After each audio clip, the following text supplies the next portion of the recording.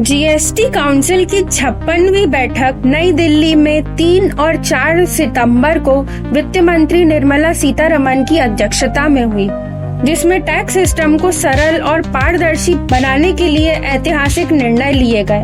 अब देश में सिर्फ 2 जीएसटी टैक्स स्लैब रहेंगे, 5% और 18%।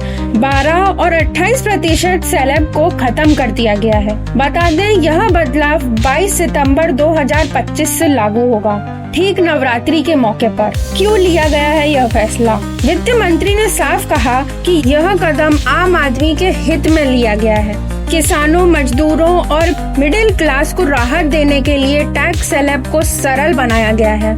बैठक में शामिल सभी राज्यों के वित्त मंत्रियों ने इस प्रस्ताव को सर्वसम्मति से मंजूरी भी दी है। क्या क्या होगा सस्ता? रोजमर्रा की जरूरत की चीजें जैसे दाल, दूध, चाय, आटा, पैकेज्ड फूड, कई तरह के कपड़े और पढ़ाई की सामग्री अब 5% स्लैब में आएंगी। स्वास्थ्य से जुड़ी 33 जीवन रक्षक दवाइयाँ टैक्स फ्री कर दी गई हैं। छोटी कार, बाइक और सीमेंट जैसे सामान जो पहले 28% में थे, अब 18% स्लैब में आ गए हैं। आम आदमी के लिए साबुन, तेल, टूथपेस्ट जैसी रोज इस्तेमाल करने वाली चीजें अब सस्ती हो गई हैं। क्या क्या होगा महंगा? आईपीएल और बड़े खेल आयोजनों के टिकट पर अब ज्यादा टैक्स लगेगा।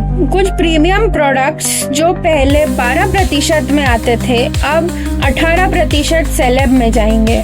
आपको बता दें, इलेक्ट्रॉनिक व्हीकल्स में भी फर्क आएगा। महंगी ई कारें अब 40% स्लैब में आएंगी। सरकार ने लग्जरी और हानिकारक वस्तुओं पर एक नया स्लैब बनाया है। इसमें 40% कर लगेगा, जिसमें तंबाकू, सिगरेट, गुटखा, बीड़ी जैसी उत्पाद शामिल है। लग्जरी कारों और सुपर प्रीमियम गुड्स भी इसी स्लैब में आएंगे। फ्लेवर्ड ड्रिंक्स और फास्ट फूड कैटेगरी भी इसी श्रेणी में आएगी। सरकार का कहना है कि इससे राजस्व बढ़ेगा और समाज पर नकारात्मक असर डालने वाले उत्पादों पर नियंत्रण रखा जाएगा। अनुमान है कि जीएसटी से होने वाली कमाई और राजस्व साझेदारी मिलकर कई राज्यों को इस वित्त वर्ष में करीब 14 लाख करोड़ रुपए तक का फायदा देगी। नवरात्रि के दिन से लागू होने वाले इन बदलावों का सीधा असर आपके बजट पर पड़ेगा। बहुत सी चीजें सस्ती होंगी तो वहीं कुछ महंगी होंगी। सरकार का दावा है कि ये कदम जीएसटी 2.0 है, यानी टैक्स सिस्टम को ज्यादा सरल, पारदर्शी और आम आदमी के हित में बनाया गया है।